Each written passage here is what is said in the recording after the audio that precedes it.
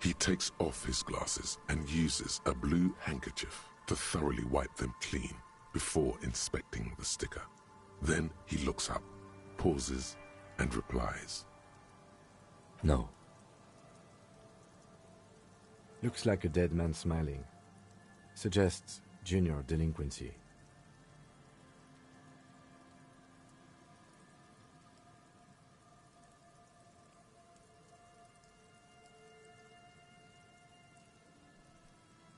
For Revachol dossier, the moral intern defined junior delinquents as minors between the ages of 10 and 16 who have committed an act in violation of the law. These acts aren't called crimes as they would be for adults. Crimes committed by minors are called delinquent acts. This was part of your officer's exams. I haven't seen that sticker before, and I'm not a youth.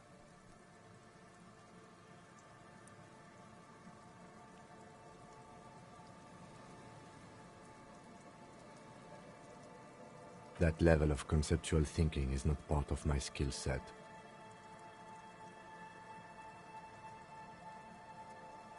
Nothing happens, only the sound of the padlock rattling against the door.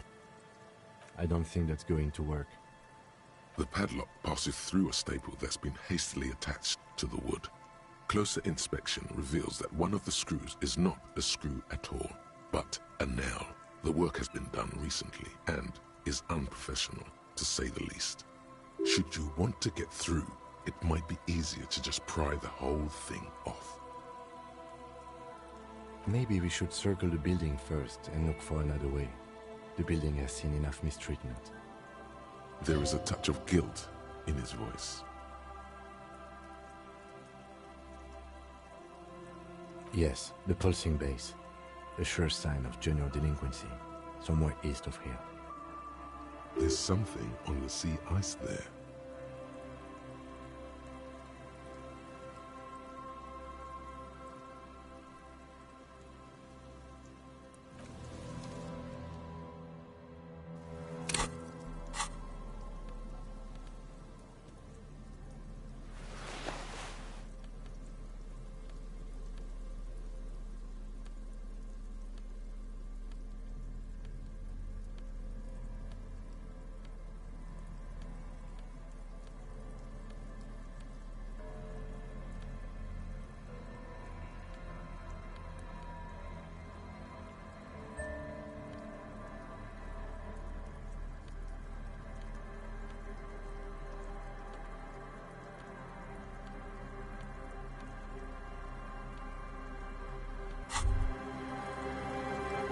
As you fold your fingers into a fist, you realize you could knock anyone out with one punch.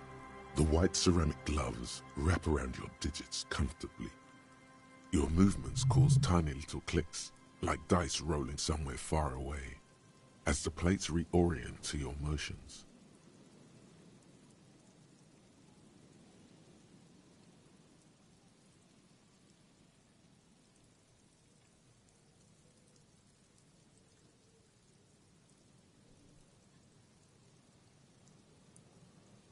The hardened vitreous enamel, at once sleek and voluptuous, adds a glow to your cheeks and a spring to your step.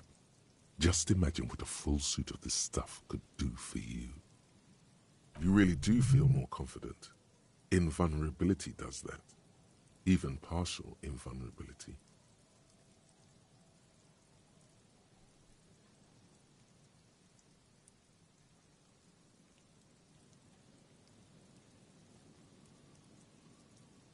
Remember, this is a highly specialized kinetic redistributor meant to stop bullets.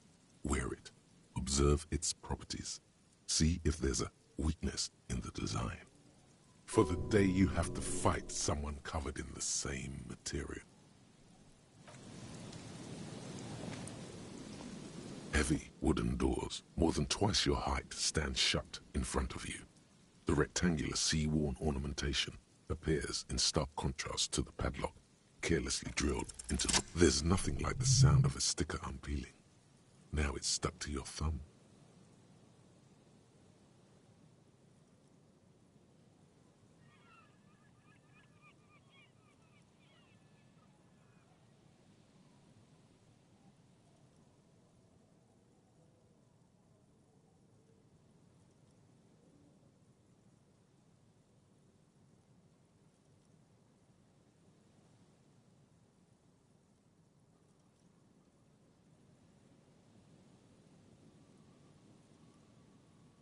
Looks like today was a gold star day.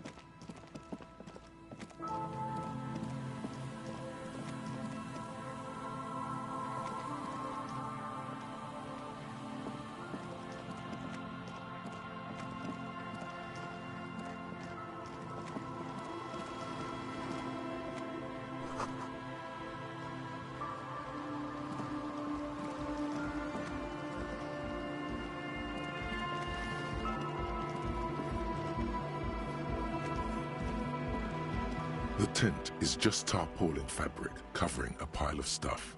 The flap is open. Inside, 3 young men, all in forward-looking apparel, reminiscent of the sticker on the padlock, are listening to some new form of music. It's like nothing you've ever heard. One of them looks at you. Come on, get in and close the flap behind you. The warm stuff's getting out. It's safe to assume this is their leader, or at least he thinks he is. Sorry, we barely have room for one. You go ahead. I'm too old for this. I'm actually not, he thinks. I just dislike delinquents. I'm sure you will feel right at home. I'll keep watch.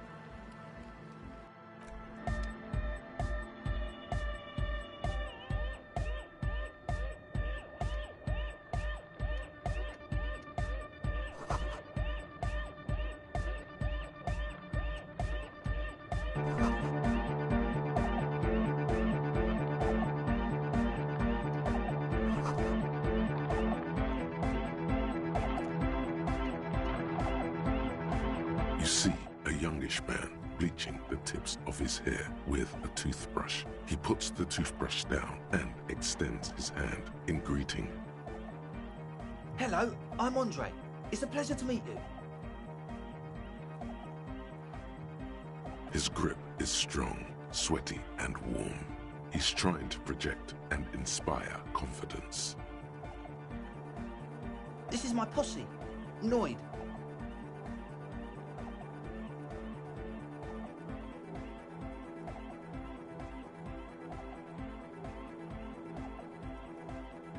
The young man with earrings looks at you suspiciously. An egghead. Egg!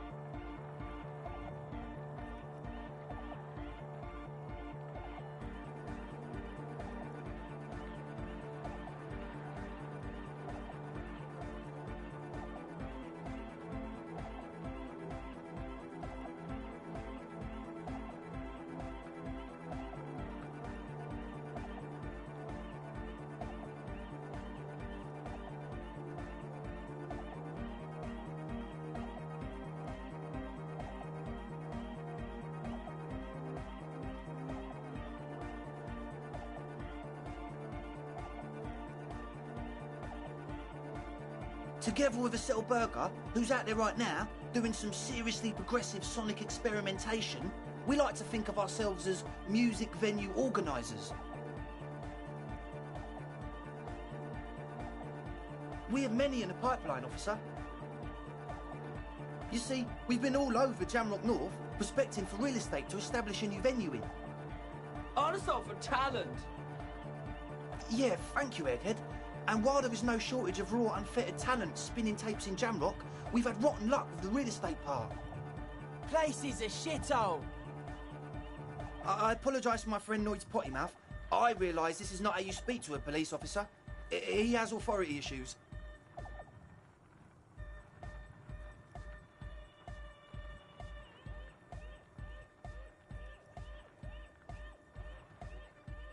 Which brings me to the problem of occupied ecclesiastical property.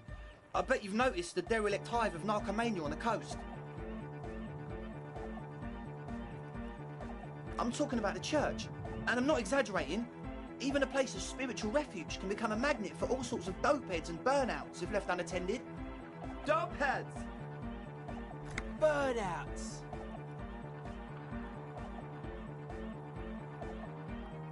Well, I'm sad to say, that's exactly what happened. Sad because we were just about to put Martinez on the map with one of the maddest dance clubs in Jamrock. Nah, strike that, in Reversholt. Strike that! The world! And sadder yet, because the dopeheads and burnouts holed up in there are the worst kind. He leans back a little, watching you with a steady, serious gaze, letting you imagine just how bad those dopeheads and burnouts really are. Good. This calls for an opinion. You're an expert in those.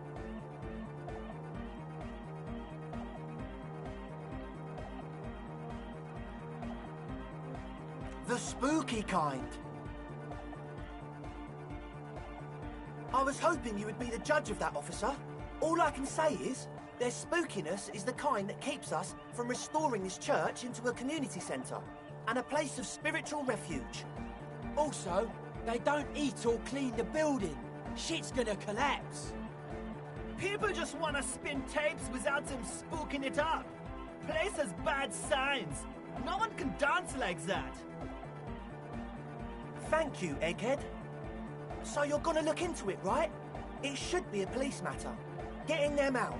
Whatever spooky stuff they're doing, I'm sure it's not what the Ecclesiastes meant their property for.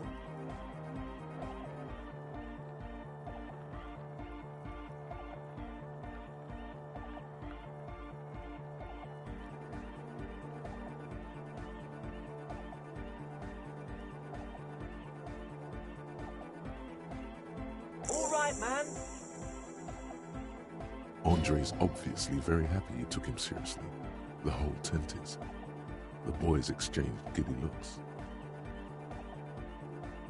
Yes, I asked Noid to install a measure against more drifters wandering in. It's a temporary fix, just something to contain the situation. I had to do it in an hurry. Not my best work, but it should hold for a while.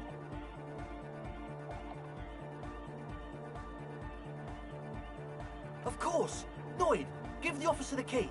All right.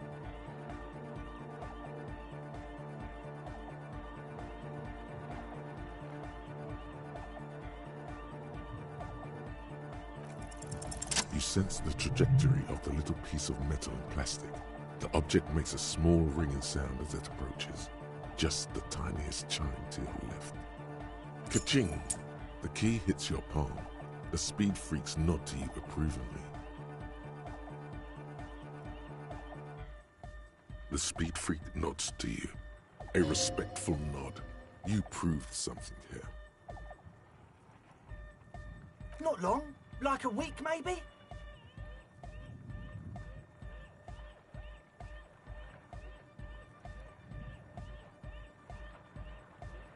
I'm super sure they're alive. I mean, come on. I'm at least 90%, maybe 85% sure they're still alive.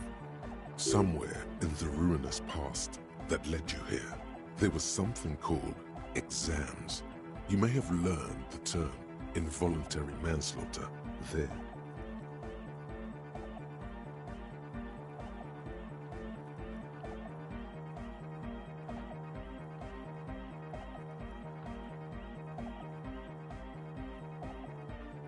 Yes, I do. I listen to Channel 8 all the time. I know about crime stuff, and I assure you, officer, this is not what's happening here. I'm at least 80% sure they're alive. I mean, come on. Most people aren't ever that alive in their entire lives. I knew you'd get it. You're one smart cop. He nods attentively, ready to answer the questions of what. Sure, man. Tell us what you want to know. Let's do it. Truth is, I don't really know. None of us do. I don't even know how many there are. All we've seen are glimpses.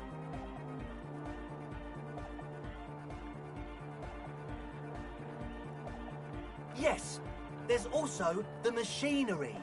This machinery is of the deeply mystical variety. When I first scouted the place, back in February, it was abandoned, empty. Took some time getting the crew together. So about 2 weeks ago, we came here hoping to set the stuff up. Suddenly, there are all these strange machines lying around in there. One of them has wires running into bowls of water. Wires into water. Never seen anything like it. Andre, tell him about the feeling. Oh, and it felt like there was something in there with us, watching us from the dark. No, the other one. Which other one? I'm not as in tune with my emotions as you are, Egg. Felt like silence. Awful silence. For this man, even regular silence is awful enough. But that was something greater. Not exactly. We've just seen someone who we think is a woman go in and out of the church. A couple of times. And we felt someone, or something, eyeing us inside. But that's kinda it.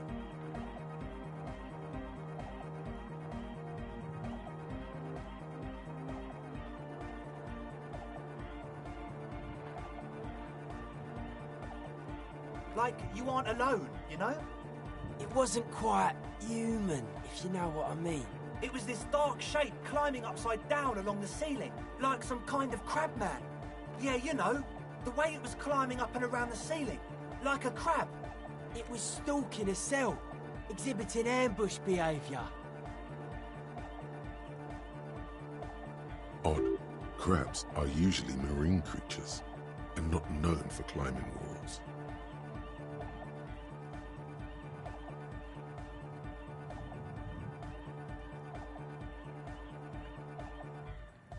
Crab man! Yeah, totally. I mean, I didn't personally see it. Estelle was alone that time, but I believe her. If she comes out running and says there's a crab in there, there's a crab in there. You should ask her about it, but be nice. Don't tell her you don't believe in the crab. There probably is no crab man. Don't let them draw you in with this nonsense. You should talk to Noid about that. I just got a distinct burnout and dopehead sign from them. Probably jacked up to some snuff station too. Probably, very likely.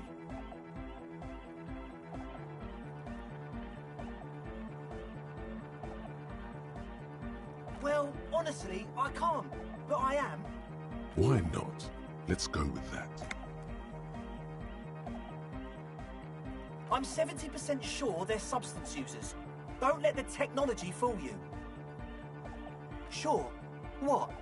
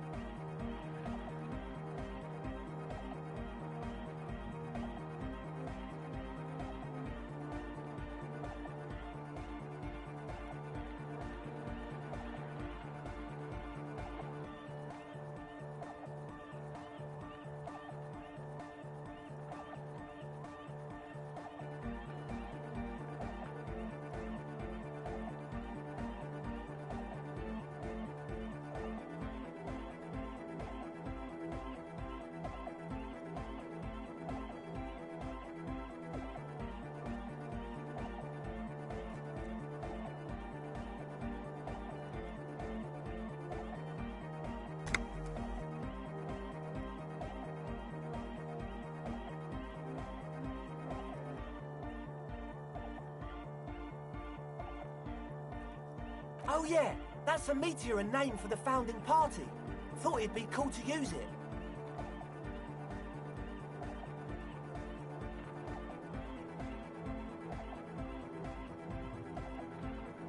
You know, of Meteo, concerning Meteo. Meteo, a country, on Muindi, on the Muindi Isla.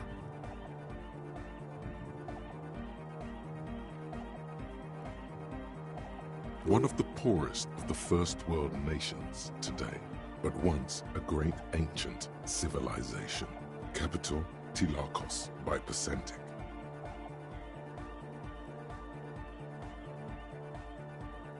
Come to think of it, I've never really looked them up, you know. I can't give you a precise definition, but they're a very powerful religious organisation.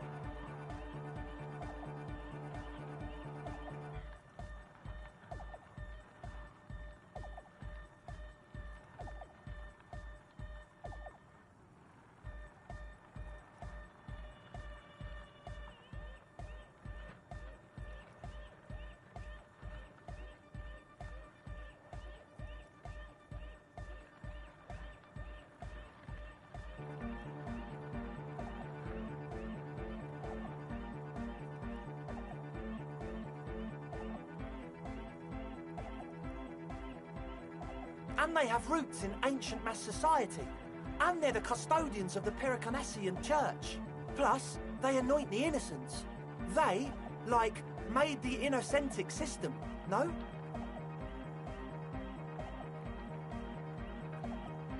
You're totally wrong about that. The Pericanassian Church is about love, and Nordic music is about love. I got love for my Pericanassian posse. Love is the relay out of death. We dance. Love is hardcore. Unity! Unity! Make some noise for my Insulindian posse.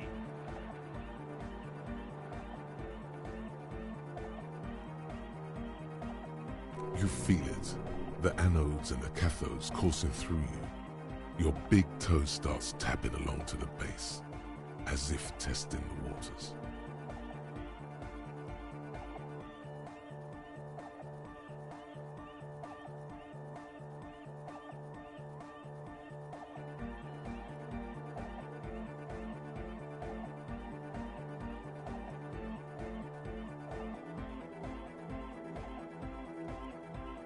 Feels good.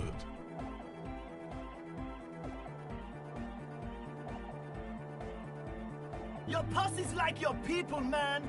Like you got your cup posse. You look out for each other and you party together. And where is your posse, detective? Nothing comes to you. The world is silent.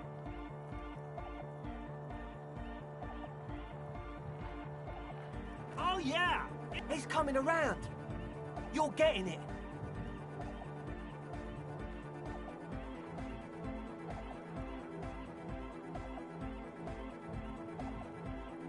Yeah! He seems ecstatic that you share his vision of Pericarnassianism. Do it for the masses. Do it for the crew. I didn't want to say it, but it was pretty lame of you to imply otherwise. Anyway, you got more questions? The one with the large head is still looking at you, nodding his head, waiting for your body to start moving. Yeah! Let it out! Let the disco happen! Bring the disco into this world! Get this church shit on, and then dance there, motherfucker!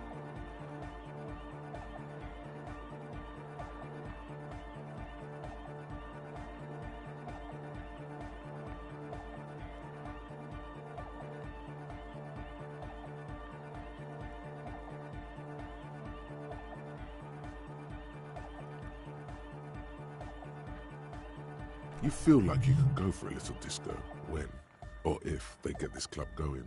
You've got it in you.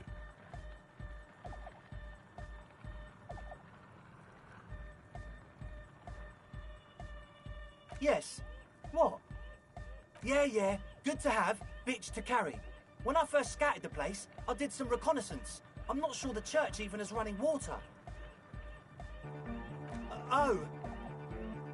It's the one they sell at the fuel station.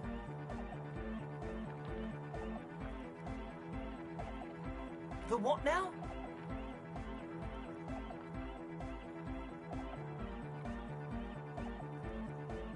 Oh, the old Ultra. I have a major sinus infection, stuffy nose. We all do. Shit's all blasted up. Winter. Can't even breathe. Yes, that's all Nosafed's doing. Without the Noser, I'd be drowning in shit right now. Nosafed is the shit.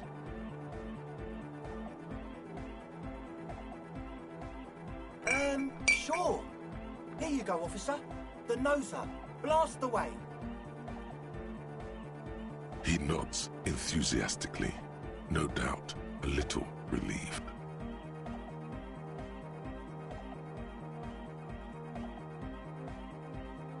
Yes. What? The what now? Oh, I have a major sinus infection, stuffy nose. We all... Yes. What? He nods enthusiastically, no doubt a little relieved.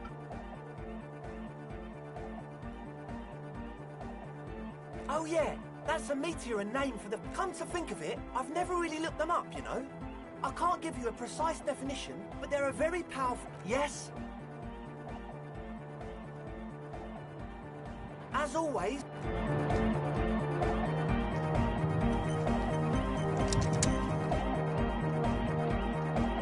A young man with peroxide blonde hair holds up a Harman Welshi tape player, nodding along to the music. He looks at you with a knowing smile, and as though you're supposed to be sharing some tremendous evangelical secrets. Hardcore! Hardcore! Hardcore to the mega! Internally coherent.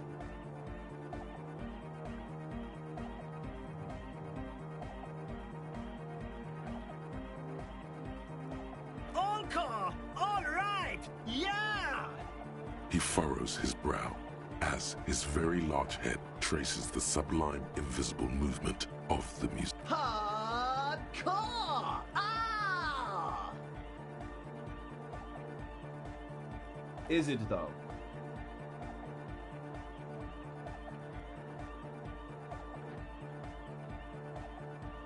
What is it? I mean, really? Feels like you should reply with the very pinnacle of idiocy here, so that things get totally transcendent. But you haven't gotten there yet, so you don't know what to say. I am the mic enforcer. I am the chick's checker. Yeah! Could there have been a right way out of this garden of forking paths, you think? The young man... This is hardcore. It's hardcore! Skibbity, skibberdanger. I am the rearranger. Your cop training did not prepare you for this. What? So you had a talk with Andre, and now you want to discuss things with Lloyd. Good.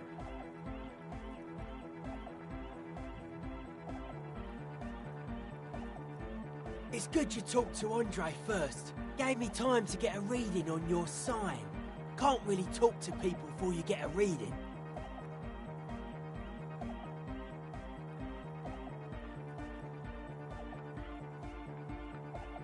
Yeah, gotta compare. See if we can align. I suck at socialising, man. Even now, our sign synchronisation is way off. But a sticker? You mean the yellow one? Can you describe it to me? Interesting. He wants you to describe it, though he already knows what it looks like.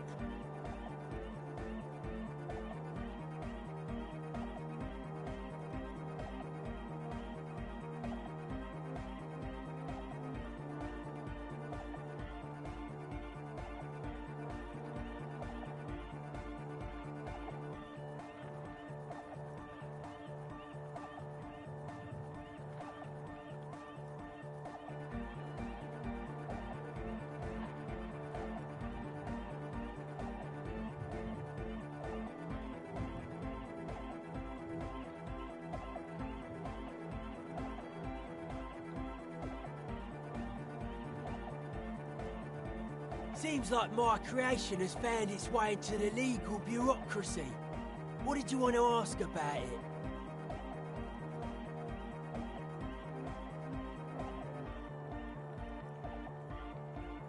Simplicity was brought to us by classical solarist modernism, but that was a tasteful, harmonious simplicity, right? Well, hardcore is not tasteful or outwardly harmonious. It's a warning shot. This will be dangerous. The echo of man's loss, haunting him. The sticker, the clothes, the music, same thing.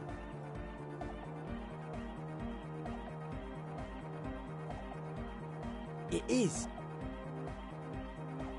The dead guy smiling.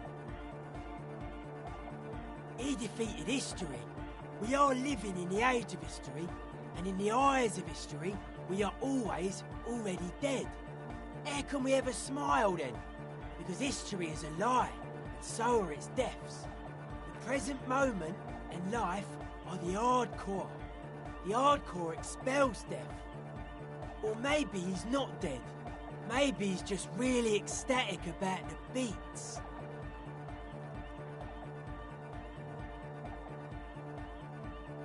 It should be sold, but not by us. I guess one could write an entire treatise on the thing, but nah. Still strongly out of sync. Stage gamma disalignment. You heard me. Weird stuff. Specialised. There was a data processor and some sort of long-wave wires going into water. Gives off a spy sign. Or some fucked-up Samaran science sign.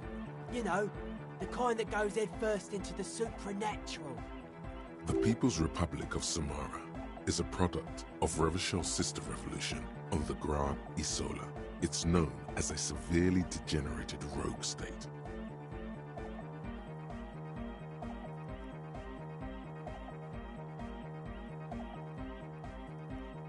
Nothing's wrong with it. You should definitely be researched. You can still do sick shit with it, though. The sickest? That's perhaps why it should be researched. Most of it doesn't exist, but there's also stuff that isn't allowed to exist, because the moralists think it's too dangerous for the plebs. Psionic powers, pale-related diseases, pretenders pretending to be human, folk rights, that kind of stuff. The hardcore aesthetic is esoteric. It's not meant to be discussed with the law at this moment.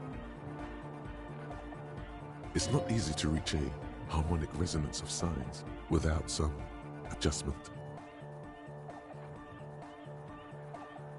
Yes, further sign matching would do good for us. One way to achieve this would be by getting us into the church.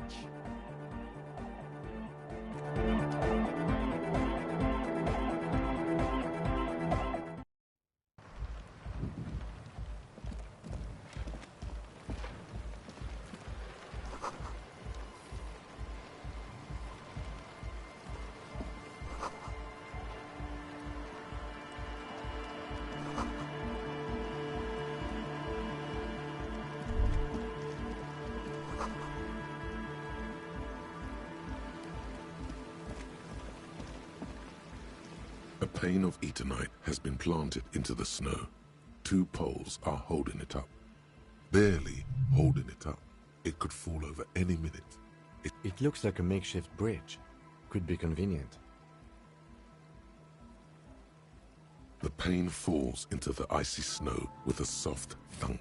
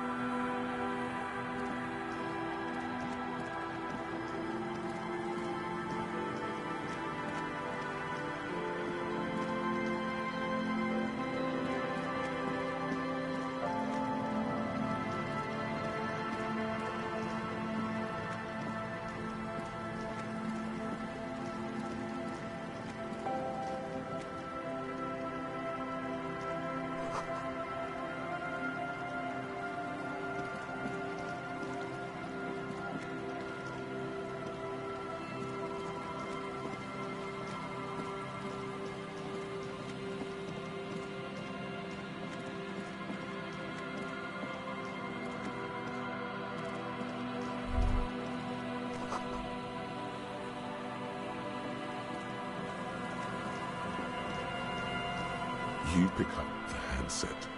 There's a tone. The machine is operable.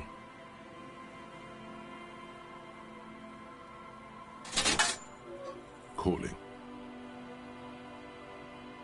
Still calling. This feels wrong. End of tone.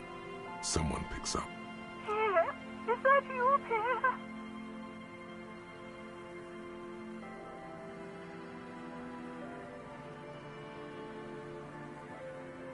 You have any news about Pierre?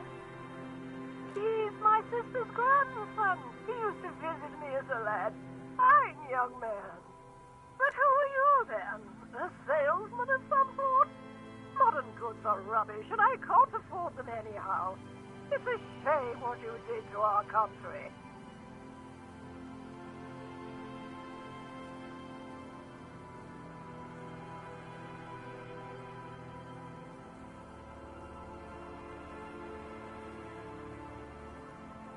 This is because we are bred to be leaders. I can hear the common or mixed background from your voice. I just so wanted it to be Pierre. Have a... Disconnect tone. Calling. Still again. Someone with a mask. Hello, Gerard speaking. Hello, Gerard. Technically speaking, your electricity.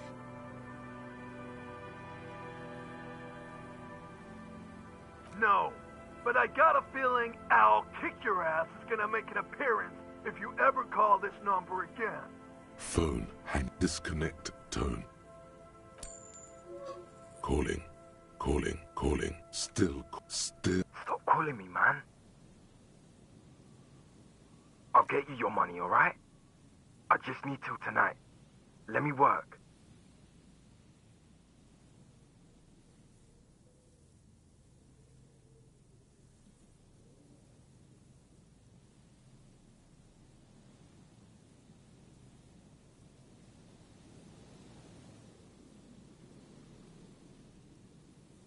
Tethys.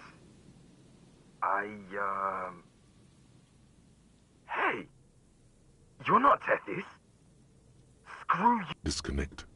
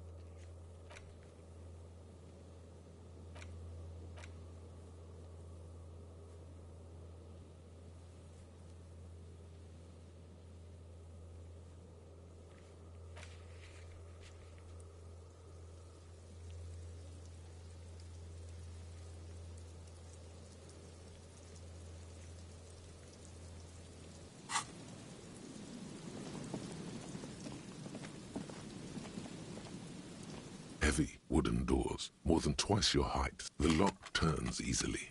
You hear a click. Let's go. As you do, you hear the echo of the doomed commercial area. Its black holes and dusty machines. Then the feeling passes. A great whoosh of air rushes into the dark innards of the church, as though rushing to fill a great vacuum.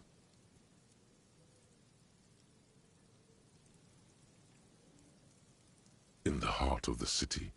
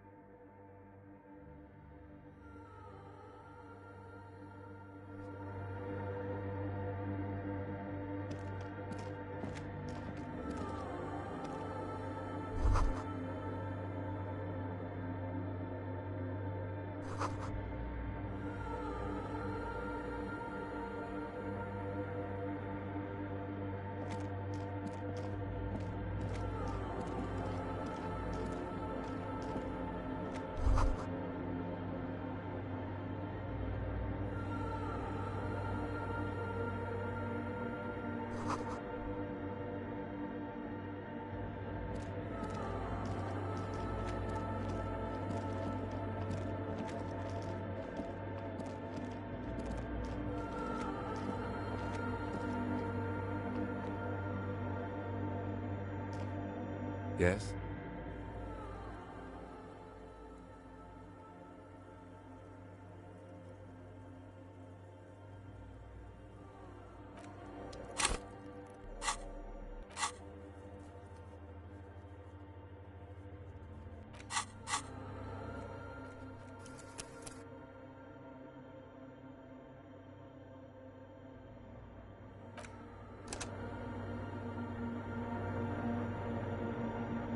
Yes?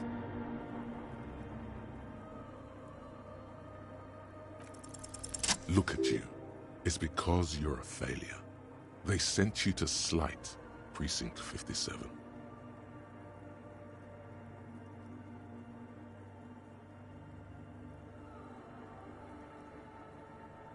Just think about it for a second.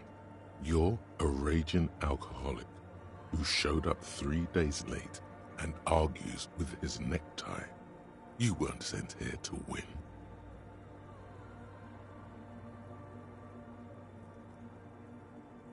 I've considered it. It would be immensely ugly of them, not to mention unprofessional, but I also think it's somewhat unlikely. I checked the records. This jurisdiction dispute, who polices Martinez, reaches back to the 30s. It's as old as my station. And all this time we can't decide who gets Martinez? I think, yes, both stations would prefer a win.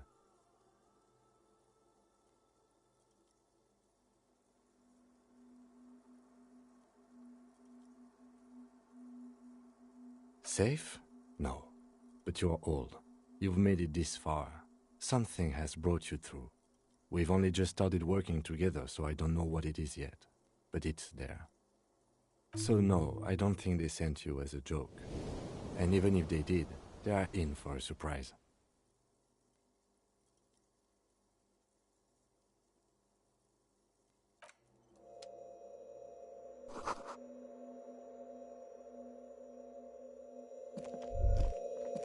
The silence in this part of the church, it's almost palpable. All the shifting matter and shuffling of living things is gone. Nothing seems to exist beyond the church anymore. Maybe if you were to stand in just the right spot, even your footsteps would be completely silent. And then it's gone. Almost all of it, but for the faintest of hums. It seems the sound here is detached from its source somehow, if not blotted out outright. Truly unusual. You can hardly hear your own breathing. Your voice is barely audible. Not a howl, but the softest of whimpers. It's unnerving. You produce a few muffled thumps, after which the silence feels even more total, somehow. The lieutenant points to his ears and shakes his head. Then he leans closer. Can you hear anything?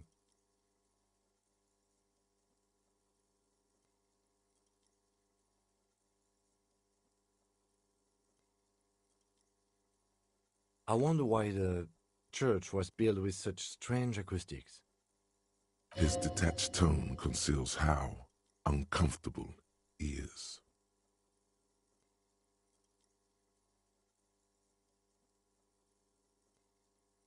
The lieutenant doesn't reply, but you can sense him tense up next to you.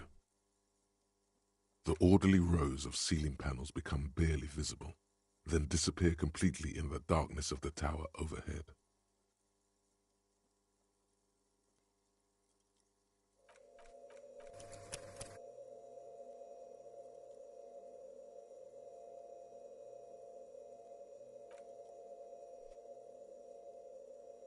The silence, the darkness, they've enveloped you. Relax. It'll be okay.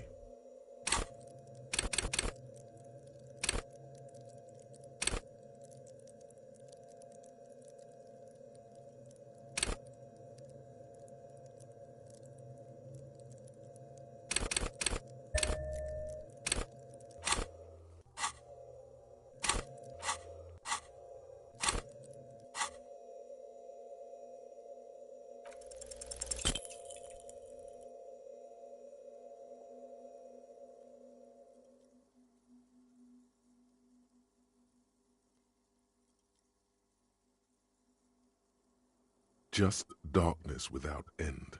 It makes your head spin.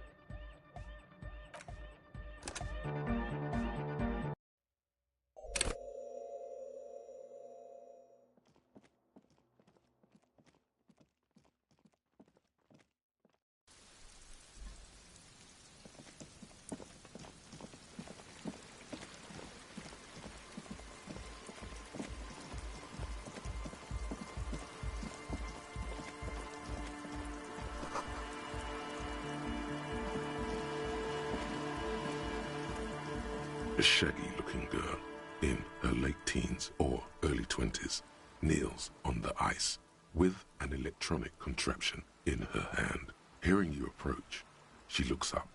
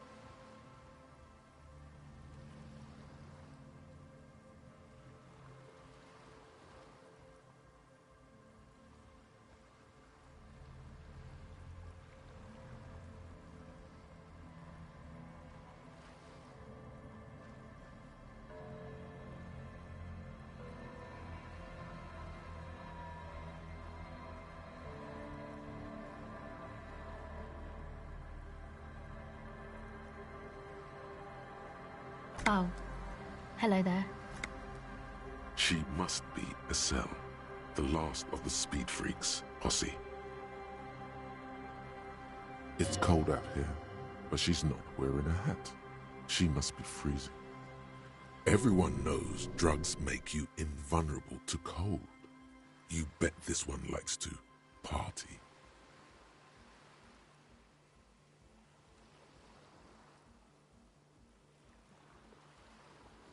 Huh? So should you. You don't have to do anything.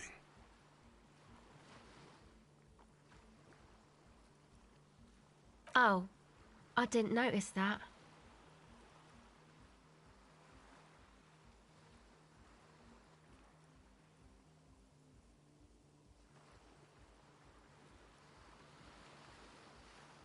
Yeah, well...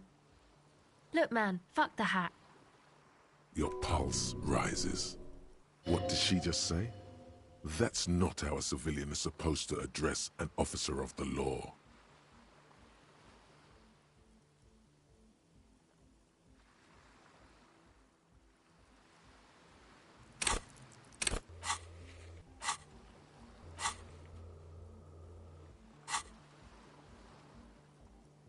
I'm sorry I said fuck the hat.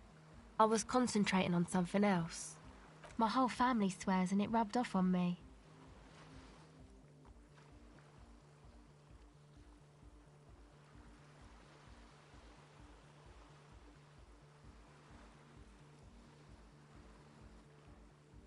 Oh, that.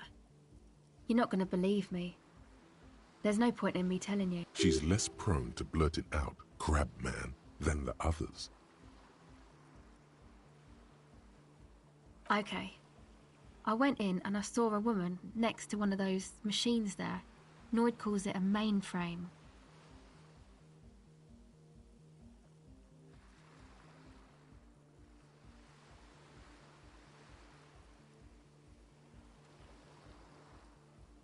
She was dressed like someone who's been raised by their grandmother, you know, strange old clothes.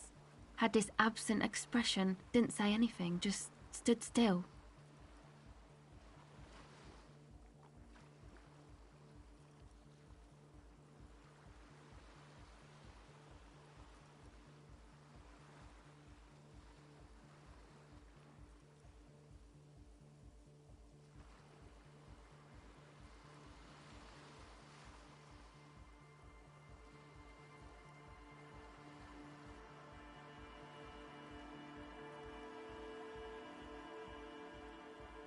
And then, you know, right behind her, a man crawled down the wall.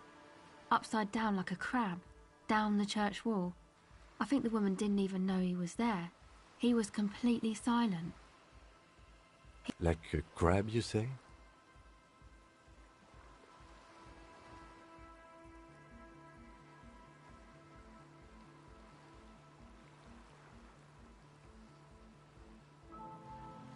It was too dark.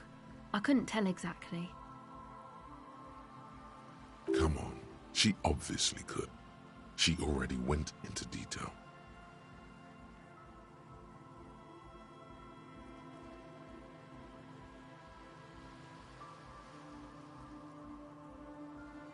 He looked like a banger, okay? He was all muscular and stuff. Had a mesh tank top.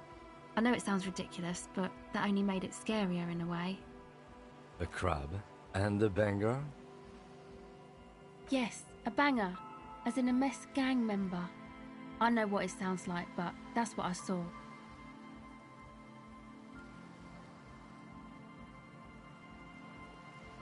Why?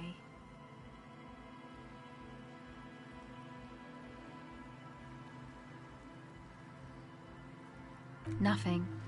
Anyway, what else? My associates? I haven't got much to say about them.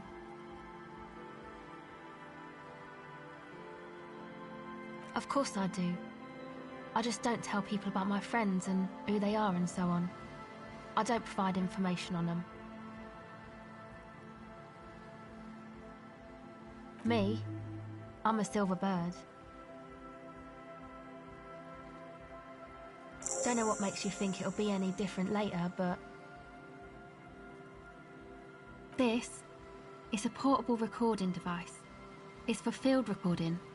Low quality, but still. Actually, just one wire. I picked on it till the braiding came loose. The wire leads to a contact microphone.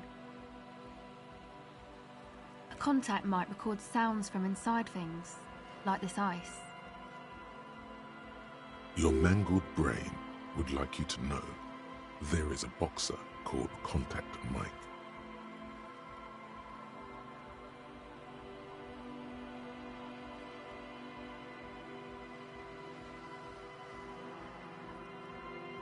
No, you're welcome.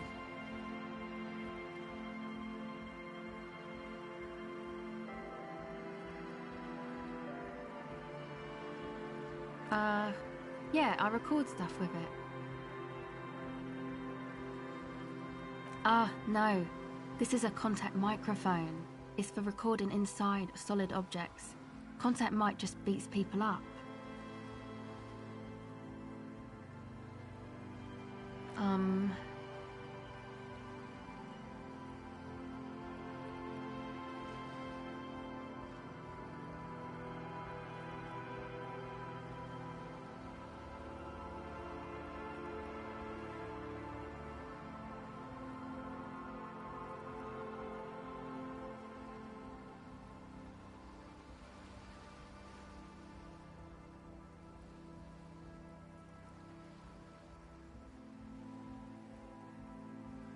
Man, you are one weird cop.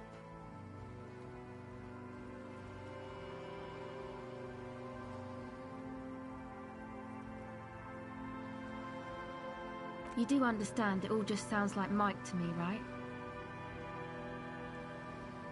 The mic? I don't exactly know. Somehow it doesn't pick up vibrations from the air. The book said it only picks up structure-borne sound, if you like technobabble. Same place I got the recorder from, the Elysium. Oh man, you haven't been to the Elysium? It's the coolest place in this whole drug-addled shithole. It's a music club and a synthesizer workshop on Boogie Street in Jamrock. Musicians live there, like real musicians. I once saw Arno van Eyck. Thinking about it really cheers her up. It's a long way from here, though.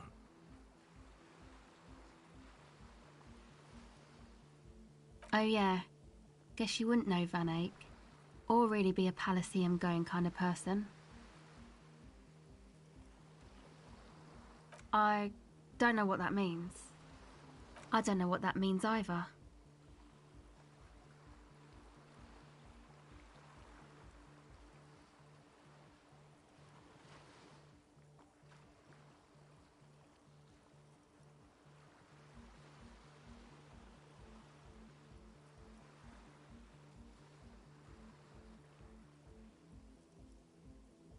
That's cool.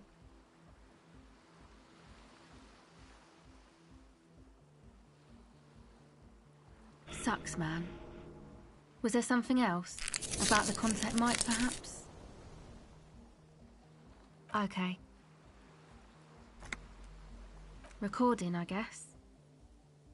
I think I'm recording cracks in the ice, but there's no way to tell. Not without headphones. I think I just recorded your footsteps too. Not sure how that will sound.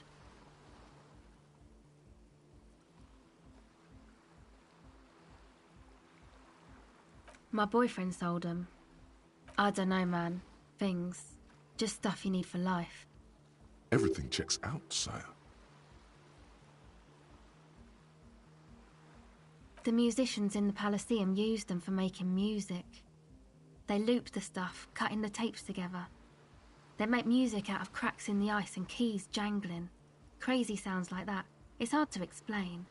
Anyway, I thought I'd make some too. It's supposed to be, like, a music place anyway.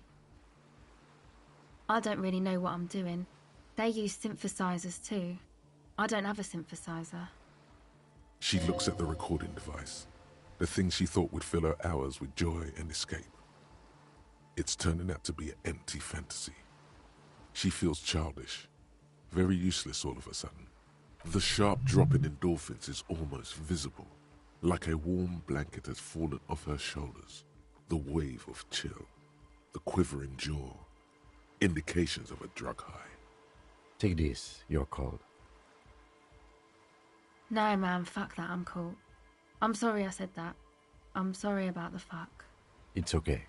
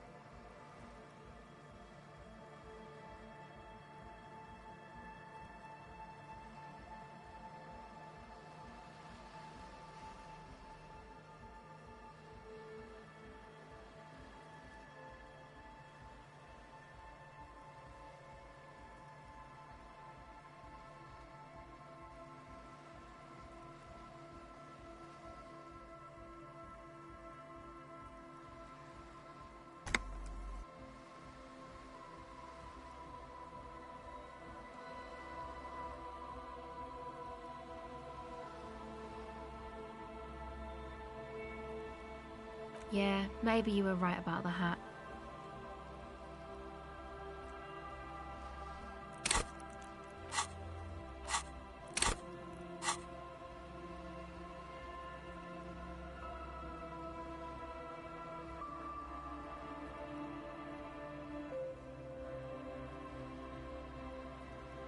Yeah, the boys think it could be a place, like the Palaceum or something.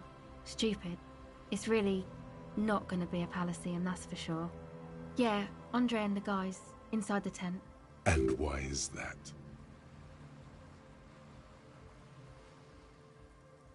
They got too much stuff crammed in there. No room. Didn't you see it yourself? It's mostly music stuff, like this tape recorder, but bigger.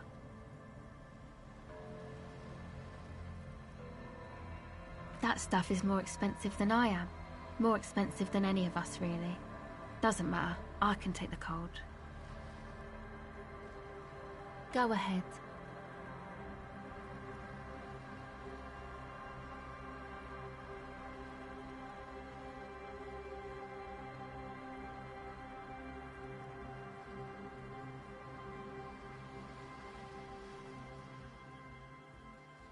Okay.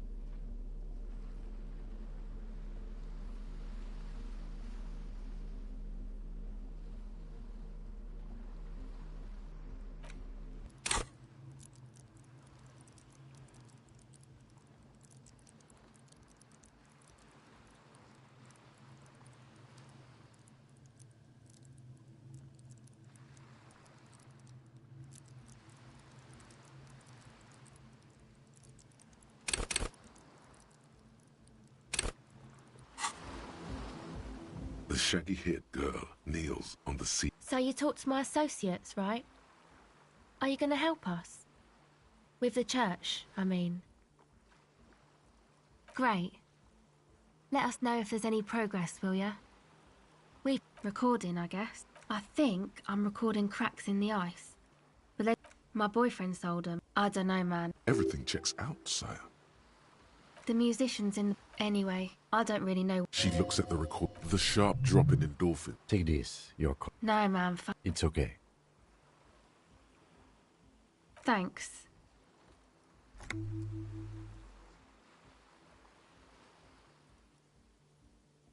Go ahead.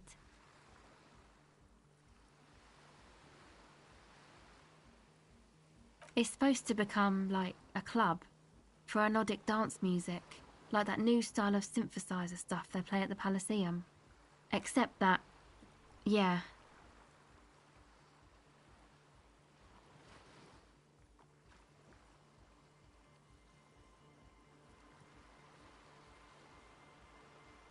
You know, anodic, cathodic, music that's made with electronic instruments. Synthesizers and tape consoles, microcomputers. You see clear, beautiful, violent flashes of light. Light cutting through a smoke-filled darkness. That is what the future will look like, if it ever comes.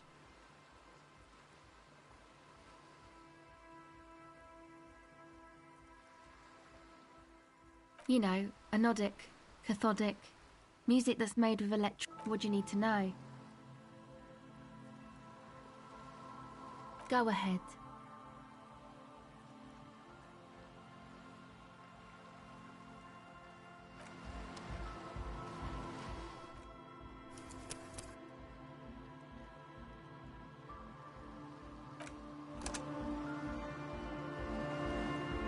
Hello again. The device is still warm from her touch and heavy as a brick from the batteries inside. The company logo, Omicron, adorns its yellow plastic cover. Inside, the tape is rolling. The girl looks at the device in your hands.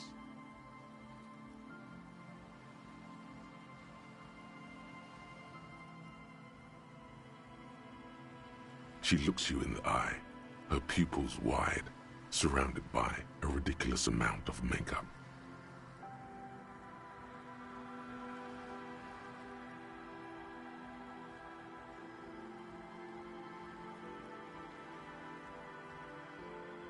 The wind howls. She remains silent. It's real. Tell her.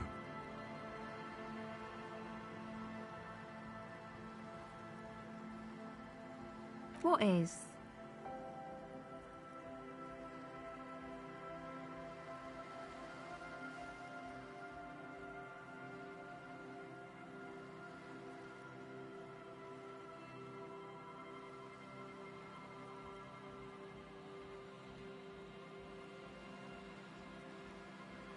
I can't believe this turned into another mic thing.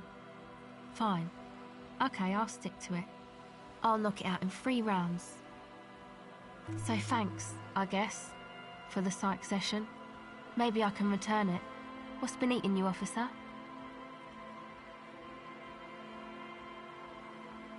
Come on, I can tell. But, okay. Be a boyadero about it if you want to. What is it?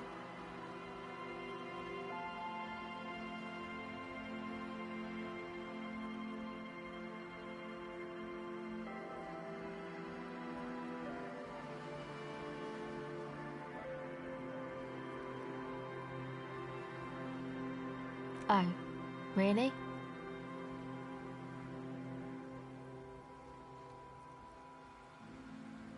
So, the thing that's been eating you is the slow pace of social progress.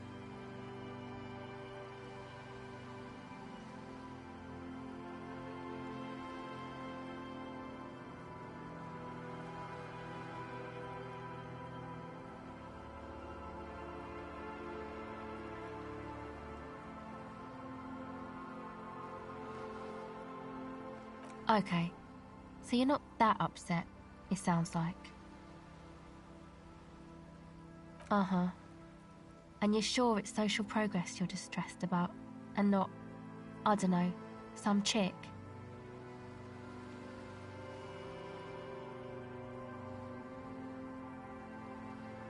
Okay. Why do you think that?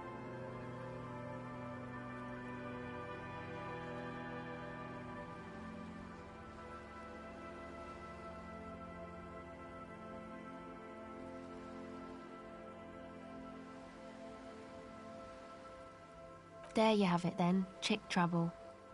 Not political after all. Who was really? You seem to be pretty upset about this chica. Are you sure you don't remember anything about her? Wow, man. That's some pretty strange shit. Are you sure the letters were for you?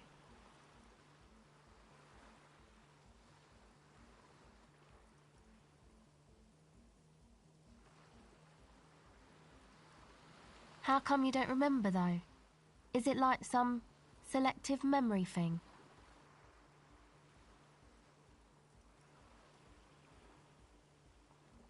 Yeah, or it might be that. This one time I did so much booze that I forgot too. It's obvious she's done more than booze. Or it might just be some psych bullshit, you know? Königstein wank. You know, the psych thing they've got going on there. Rich people like it. People in Königstein are mostly rich.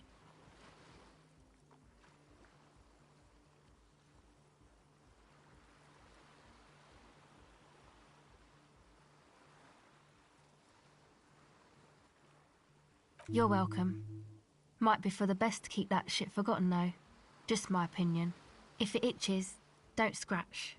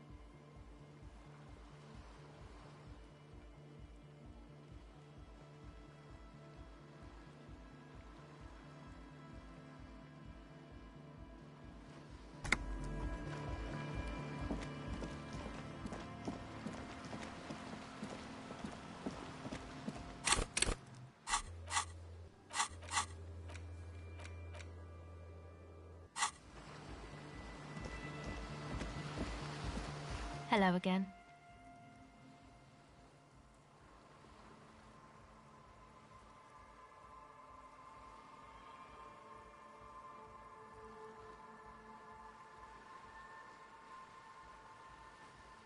My associates? I haven't got much to say about them. Sorry. I just don't tell people about my friends and who they are and so on. I don't provide information on them. Don't know what makes you think it'll be any different later, but...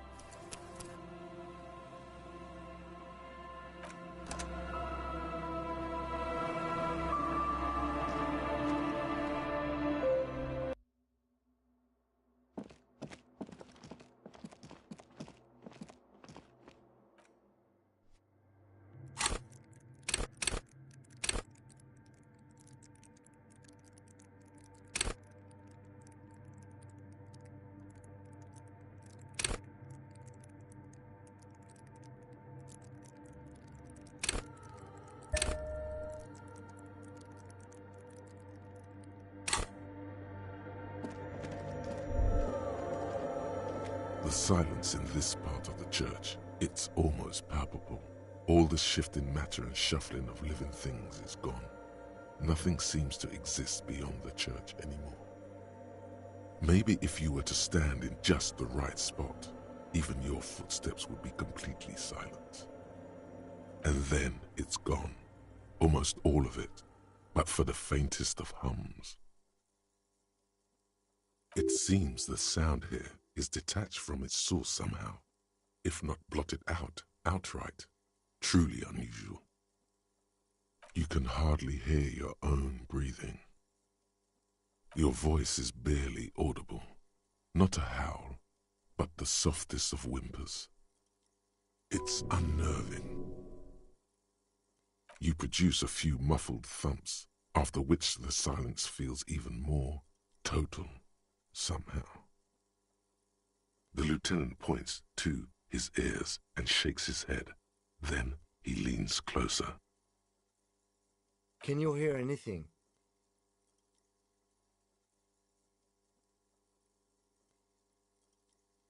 I wonder why the church was built with such strange acoustics. His detached tone conceals how uncomfortable he is.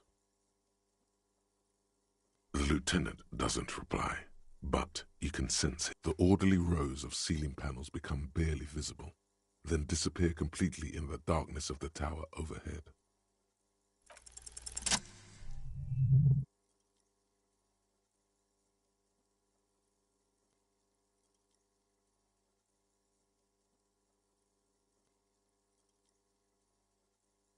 It's like there's something moving up there. A shadow has emerged from the tower and it's making its way toward you through all the other shadows. Yes, The darkness makes the ceiling feel infinitely far away. It's not a shadow anymore, becoming more substantial as it gets closer. The shape of an animal descends. Officer, is there something up there?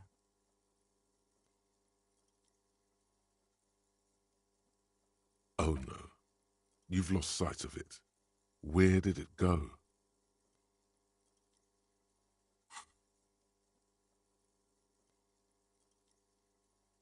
You see something hanging from the rafters, looking straight at you with dark eyes.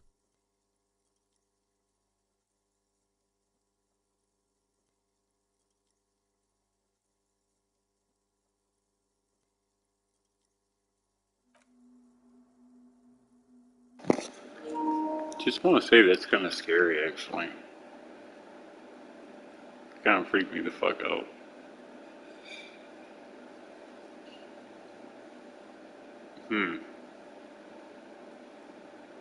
Didn't really look like a crab man, though. So I'll find out.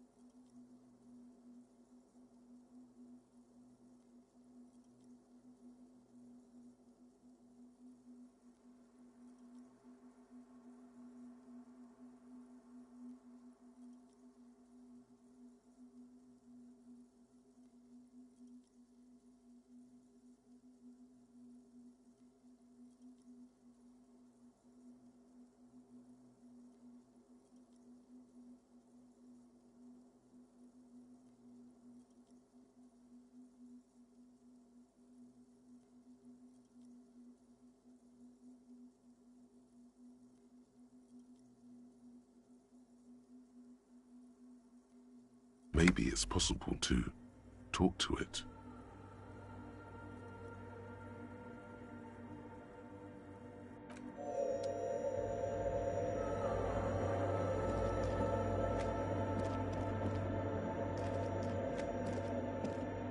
The shadow is a man made of the same stuff as the carpentry of the building. He is studying you, the crab man.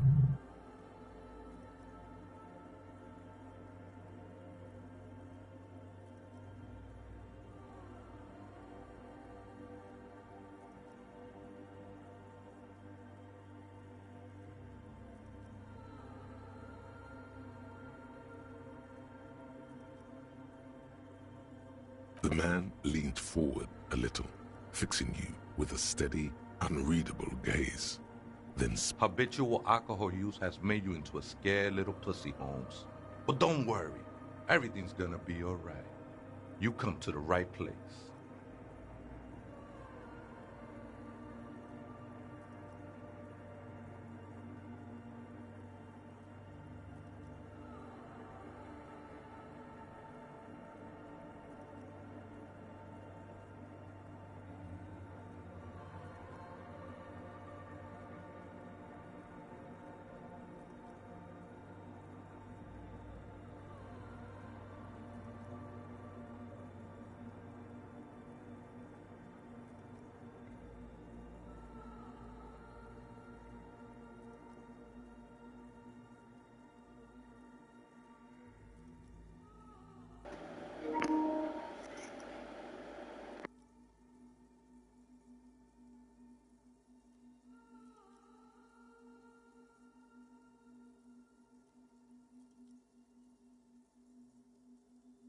That accent is Villalobos, a peninsula in Mesk and a district in Jamrock. There's a sizable contingent of Villalobos-speaking Mesks in Revachol.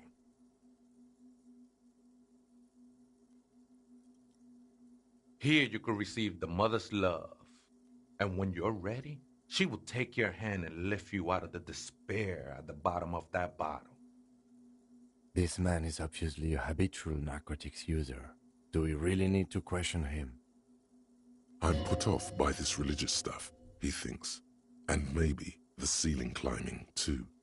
It's all very hard to square with the lieutenant's own view of reality. Hey, and what was that about the bottle again? You haven't even drank that much lately. Lay off it already. Shish.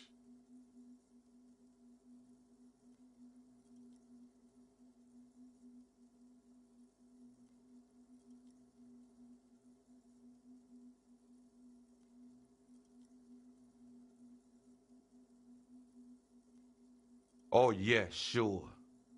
You don't know anything about alcohol use. You got it all under control, Way. I could smell the control all the way over here.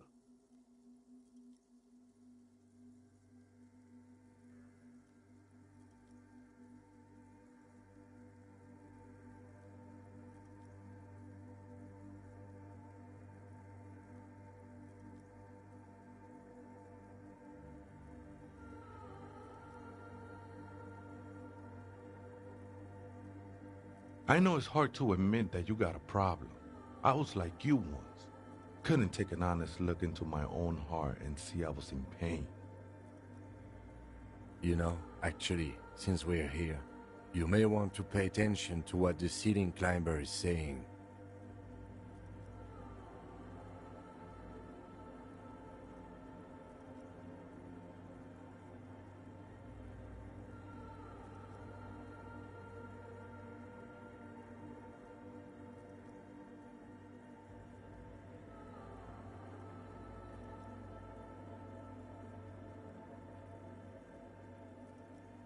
Don't trust me. Trust the mother. I'm only the messenger, Holmes. This is the Church of the Mother of Silence. You are welcome here. This Mother of Silence sounds like a serious player. You might want to be careful until you find out what you're dealing with.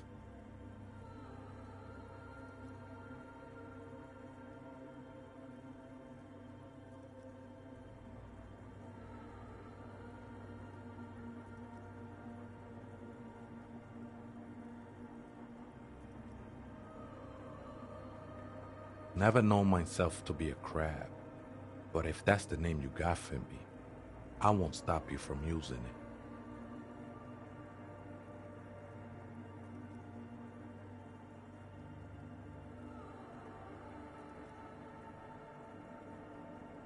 I always thought of myself more like a flame, flickering along the rafters and beams. It may be that I gotta work on my technique. That's not the only technique he's working on. Look at those carved sculptures. And is that a satchel of tools over there? Sure am. Whittling wood used to be something I just did to busy my hands. Now I use those same hands in service of something greater than my own restlessness.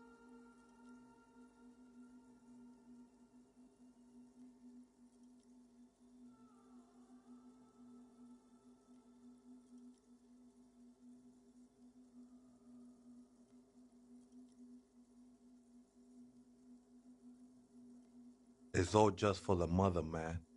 No need to overthink it. I was in a gangway, but my memories of that time are fading. Most of them are already gone.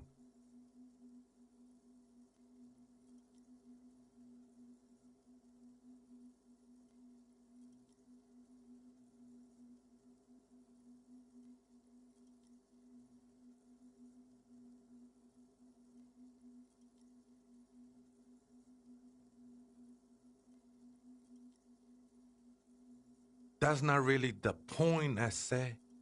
You gotta give yourself over to service. Service of the mother, that is. Do you remember your name, sir? The lieutenant is not particularly interested in this information. He's just trying to assert some control over the conversation. Tiago's my name, but those syllables don't mean much to me these days. A name isn't just your identity, but also, so to speak, your place amongst your fellows, your place in the world. I ain't got no use for such a place anymore.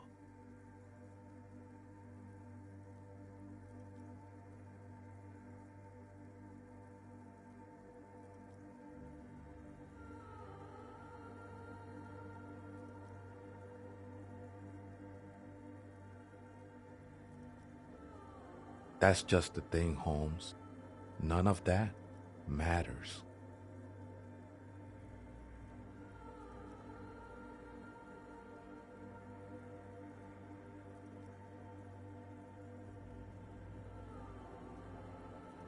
The ones in the tent outside, right?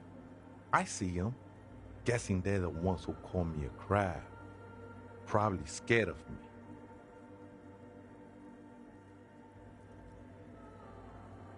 Nah, man. They look pretty funny. And I don't harm no one anymore. Anyway. Though he used to, a long time ago. Why not? They wouldn't bother me none. I'm usually way up there, imbibing. Ain't no music on earth that can reach where I go. Might even be nice to have some company. He said that in spite of himself. He's more attached to the human than he'd like to think. This is a special place. There's a perforation in the world up there. A way out into nothingness. This church was built around it for purposes of veneration. I circled it, nurtured by the silence bestowed by the mother. One of these days, I'll be pure enough to go drink from it directly.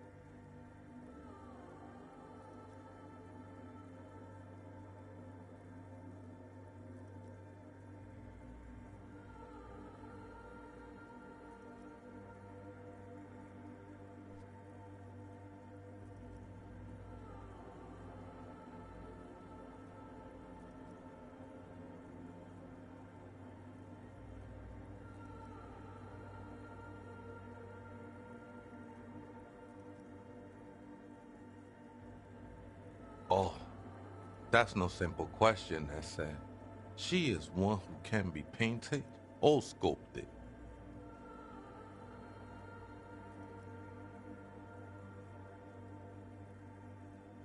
She is a cavity in the dark beyond sense.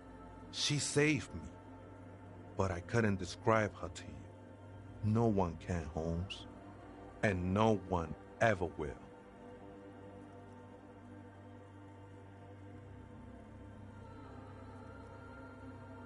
I will be incinerated, but not destroyed.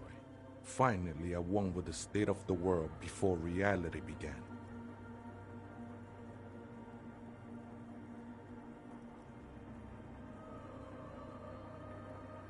It's not like that at all, man. It's just faith and joyful service. I heard that before, Way, and I know I can't convince you on the spot. But think, when's the last time you woke up from silent communion with a hangover, regretting what you did last night? There are drugs darker than alcohol circling your system.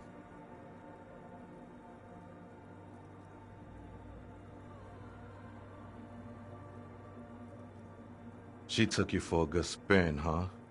Don't worry, bro. That love is but a drop compared to the ocean of the mother's love. The mother will eat all of you and never spit you out.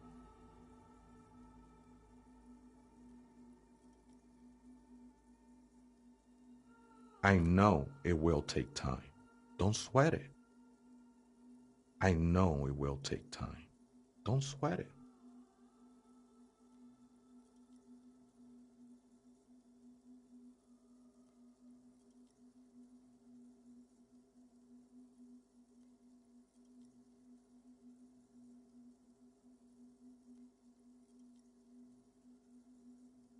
I'm a seraph, Holmes. I sing the mother's glory.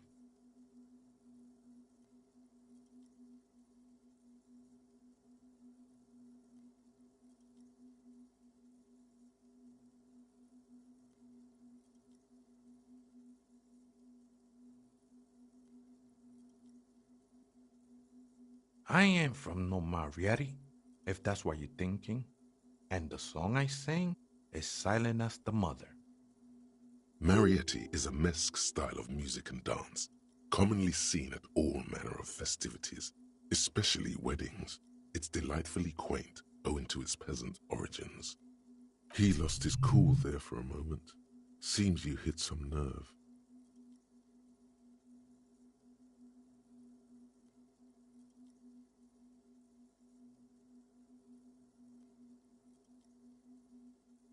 Hard to say.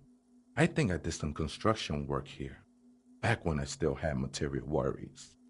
Up there, I realized what the true purpose of the church was. Been spending a lot of time here ever since. The past is nothing to me now, eh? It didn't belong to me.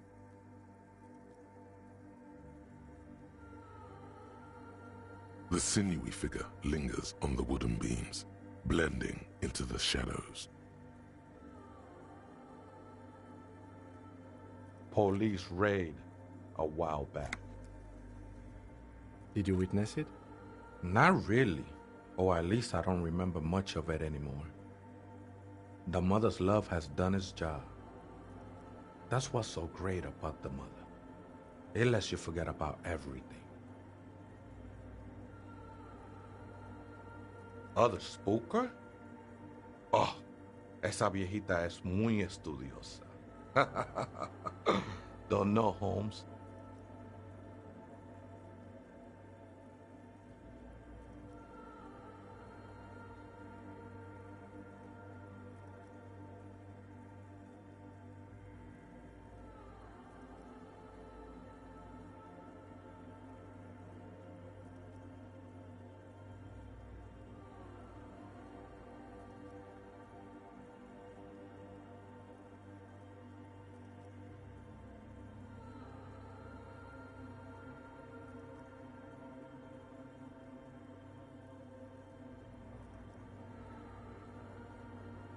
No, I just call her viejita because of her clothes.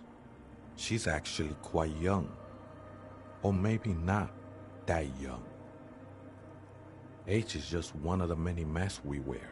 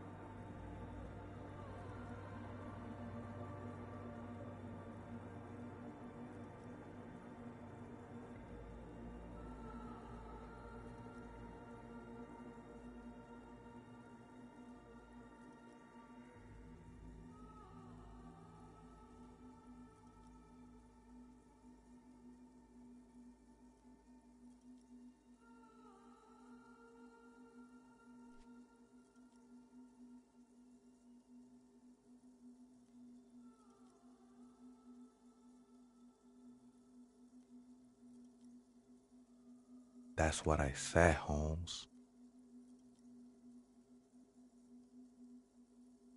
Don't really follow her comings and goings. Just see her typing on her computer now and then. We got different interests. I'm afraid not, Essay. You just have to wait until she comes back, or search through her radio computer.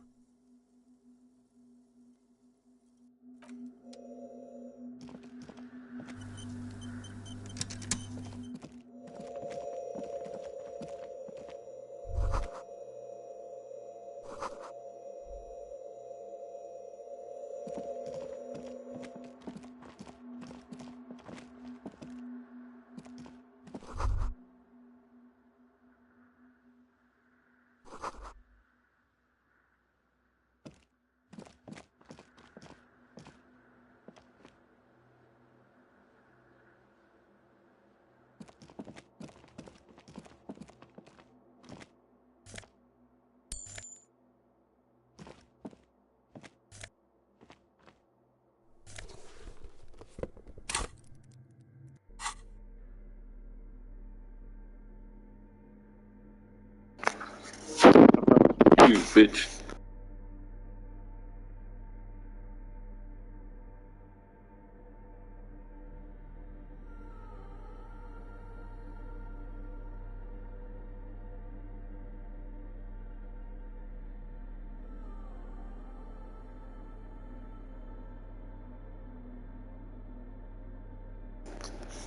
Those must be some comfortable shoes.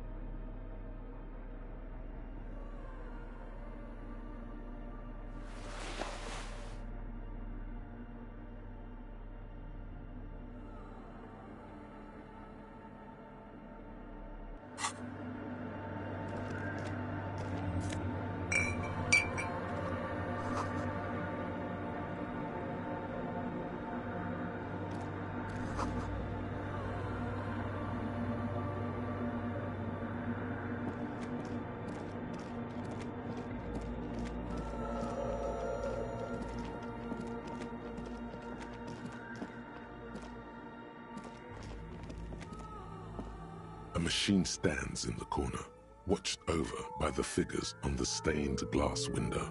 It's turned on and quivering with soft electricity. Another radio computer. And this time it's already turned on. These machines sometimes harbor traps, he thinks. Alarm systems and the like. Let's be careful. We should leave. I doubt this place bears any connection to the case.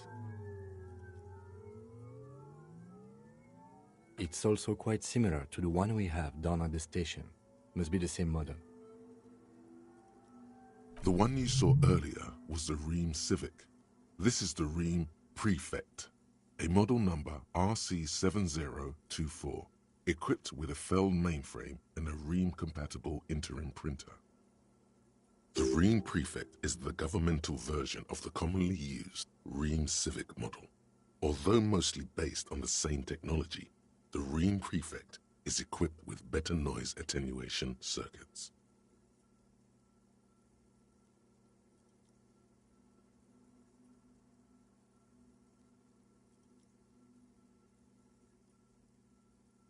You see fluorescent play and print buttons on the keyboard. A hatch connected to the central compartment is wide open. The lieutenant says nothing. You see the machine's glowing frame reflected back from his diamond-shaped glasses. You're free to proceed. Behind the hatch sits a cube-like crisscross of filaments, smoldering in the dark like fireflies. Silver tape on the side says, in black marker, log, February to March. Another filament memory. Press play to talk with the repeater.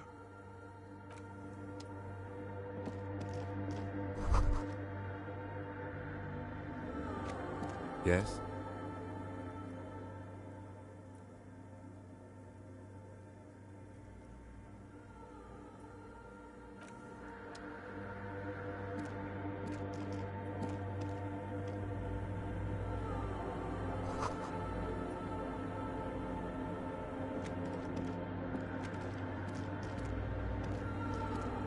In white, silver, and apricot faience, the young mother of humanism stands above you. A crack runs across her body. She is impossibly tall, oval-faced and sad, a dark and radiant majesty. This is her innocence, Dolores Day. Cradled in her arms are a pair of glowing lungs, clearly visible from underneath her flowing dress. You should kneel. Your knees touch the floor. The floorboards are hard and cold. There you kneel among the snowdrifts, diffuse light falling on your hands from beyond the glass. The world is silent, but for the creaks and cracks of the massive wooden structure behind you, it covers you from the wind outside. The ocean feels distant, its ebb and flow blocked off by the centuries-old pinewood sarcophagus around you. In the darkness, you sense her eyes on you, inspecting you with their multicolored glass, as if you're a bug under a microscope. The woman looks down at you kneeling. She towers among her followers, architects, laymen, courtiers. There is a sad smile on her lips and a glint in her green-blue eye of what? Compassion? Remorse? She acknowledges the passing of someone who is still alive. You. No, she doesn't care about you.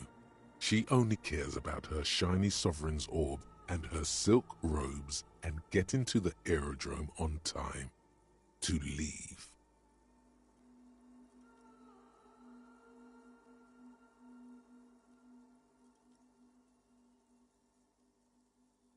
As that soft word passes through your mind, the lieutenant draws an X-shaped cross from shoulder to shoulder.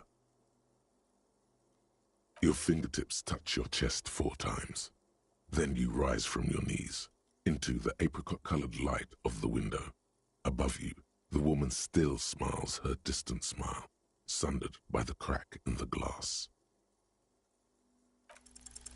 Despite the damage you've done to yourself, the title appears lodged in your hippocampus. This is her innocence, Dolores Day, the innocence of humanism, internationalism, and the welfare state. Perhaps the most famous human being ever to have lived.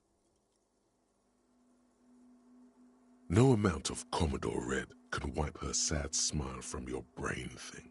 It has survived the deluge and haunts you still, and will haunt you forever, as it haunts all men.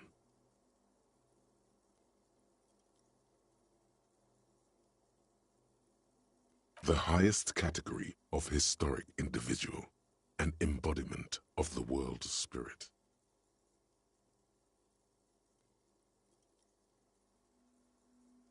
More, an innocence is elected to office by the founding party, a precedent that has taken place a mere 6 times in the entirety of history. The legal system of the Real Belt is built to accommodate an authentic rule should it coincide with our time. An innocence is infallible. The decisions made by one are not decisions. They are inevitabilities. What would have happened anyway? Only accelerated, packed into decades instead of centuries. An innocence is a continuous, compressed event, a sacred human being. It is an honor and a glory to live when one is in office. No, we are alone. 300 years ago, in the wake of the discovery of this Isola, the Insulindian, by explorers from the continent of Muindi, she is, among other things, the innocence of inter-isolary travel and the connected world.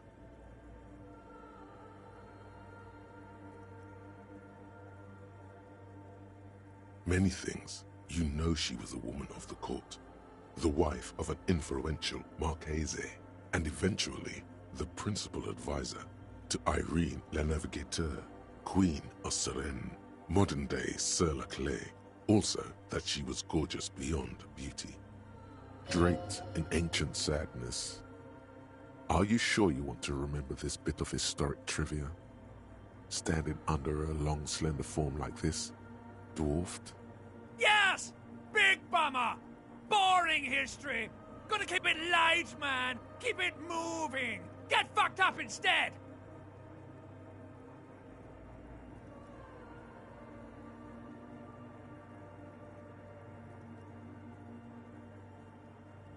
The past is a silo of sadness, fermenting. You should... Fuck this pain, Bratan! It's unhealthy! No, you must know. Terribly, women of the court were expected to play both contract bridge and chess sufficiently well to prove an interesting challenge to a man. A simple grasp in matters of philosophy, theology, and science was encouraged. She was, by all means, a kept woman. She made the most of her position in the antediluvian court, a court visited by the most prominent thinkers and artists of the day. In secret, she was becoming the era's preeminent philosopher of the state, a scalpel, a piercing gaze. She was an almost preternaturally magnetic and intelligent individual. To her contemporaries, she appeared out of time, a messenger from the future of the species. We all fell in love with her, head over heels.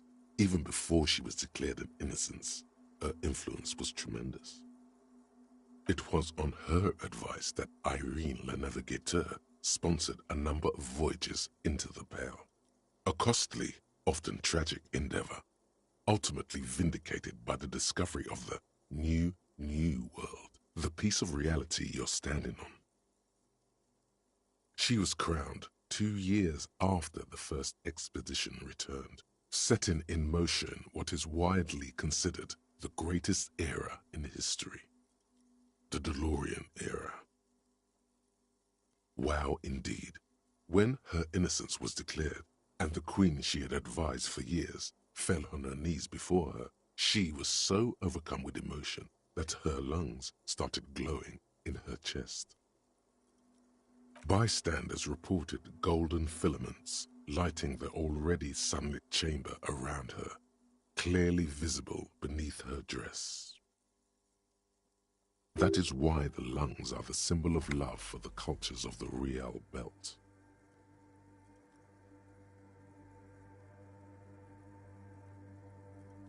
As did we all. The lands of the Mesk and the Occident, and even far away Supreme Windy, altogether 21 of the 40 Mundial nations of the time, immediately accepted Innocentic rule, even before her crowning. In a city called Advesperaskit in Vesper Messina, her homeland, the name of the city means evening comes, but it happened on a winter's morning, with the canals frozen and slush falling out of the sky. She was dressed in a white and pearl dress on an emptied-out plaza with the crowd far away. Already, her Theriers, the secret servicemen of the Innocents, were worried about an assassination attempt.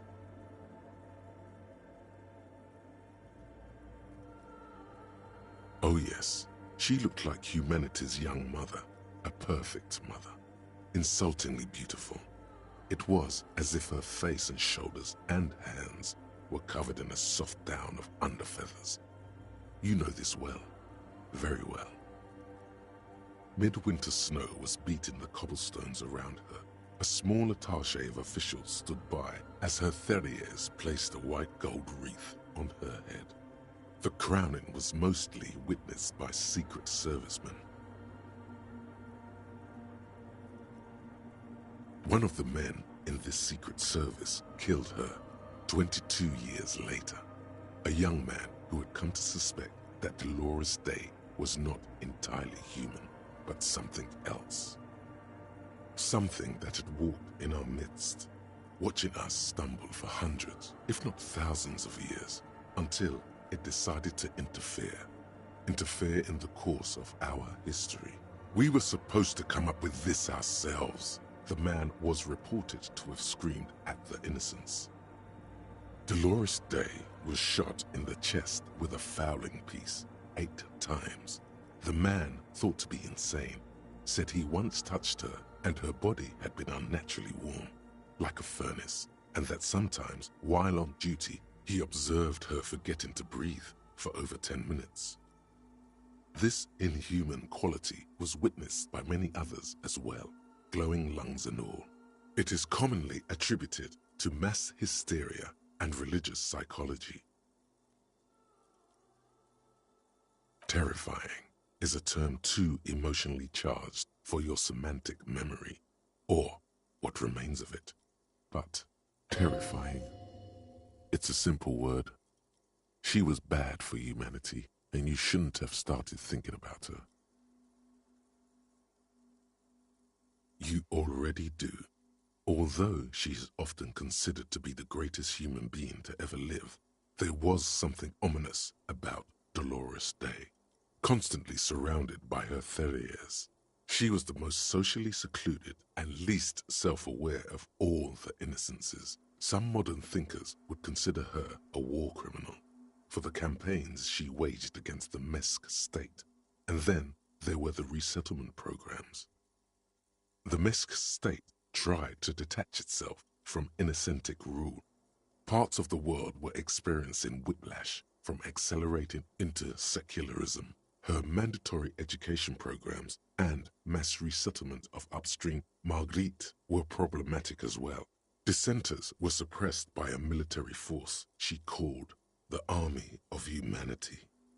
She adored chess, yes, but also military war games. Dolores Day often holds a tiny tin soldier between her index finger and thumb in icons such as this.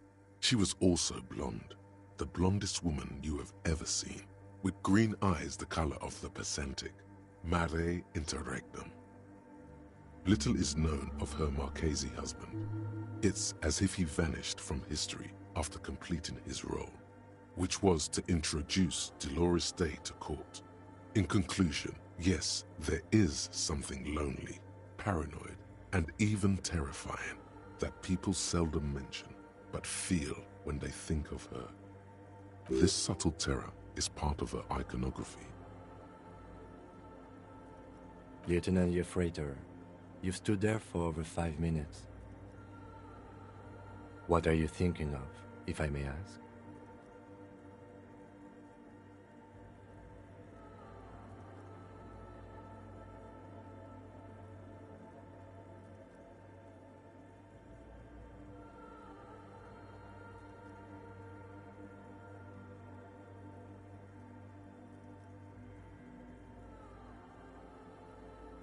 That she is.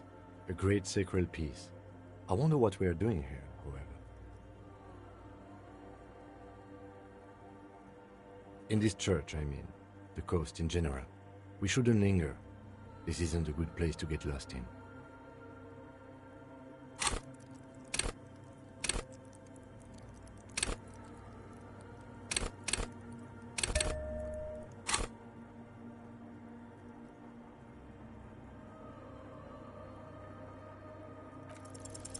Jigsaw of broken shards falls into place in front of you, a ghostly reconstruction of the stained glass window. Before it was shattered, there was an older woman beneath the younger one, and a text, a light motif below them both.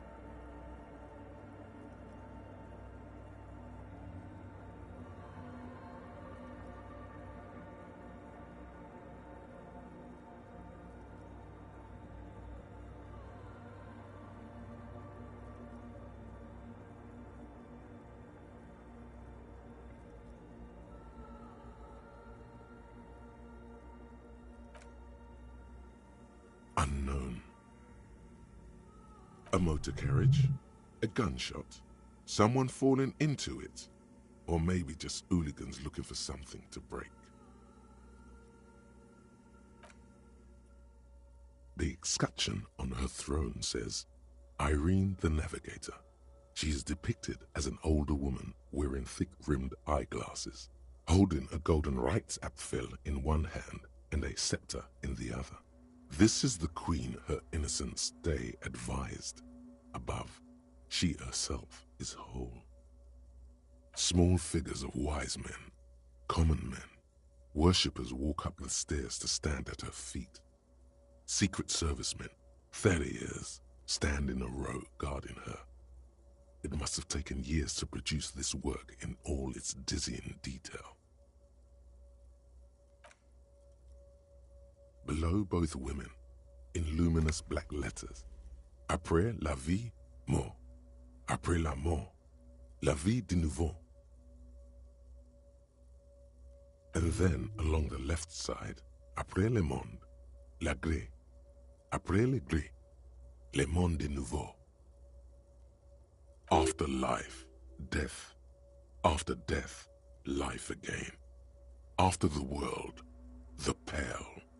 After the pale, the world again. This is the great leitmotif of humanism, a summary of the effect of the discovery of this isola, the Insulindian, on human thinking, a tremendous sea change akin to finding life after death.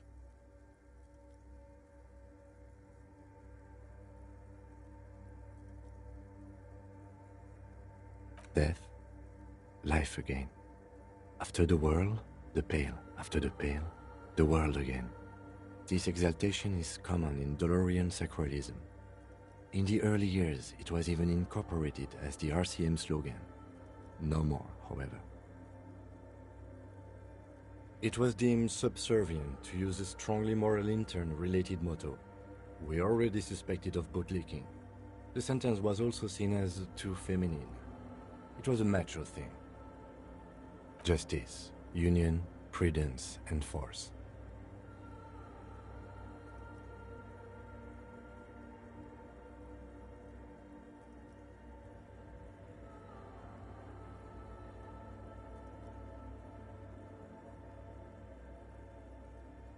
So do I.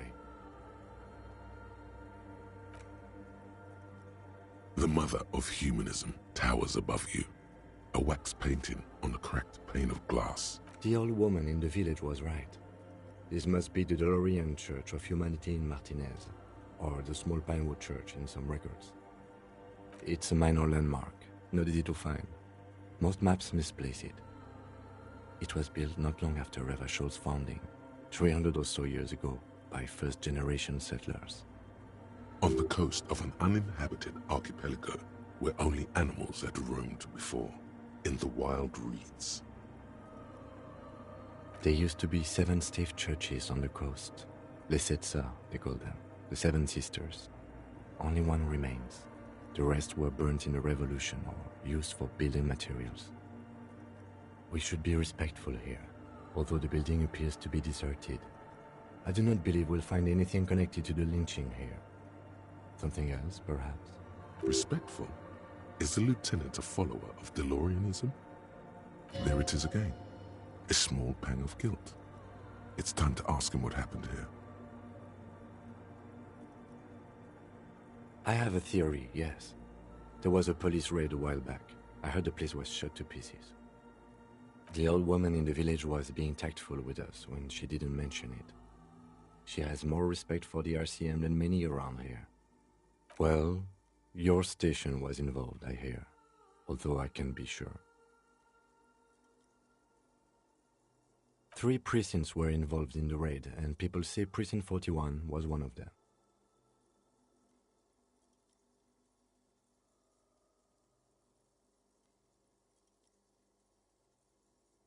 I'm sorry, I'm not saying you were. It was a clandestine operation. I don't know anything about it, why it was conducted or who participated. I try not to pry into extra-district matters.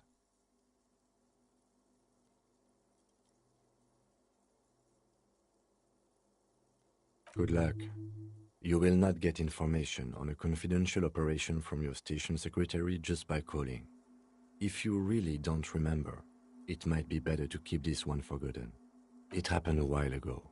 It's unimportant to our business in Martinez now. Yes, we all are. Her name, body, and rule are synonymous with humanism. The laws we enforce are DeLorean in origin.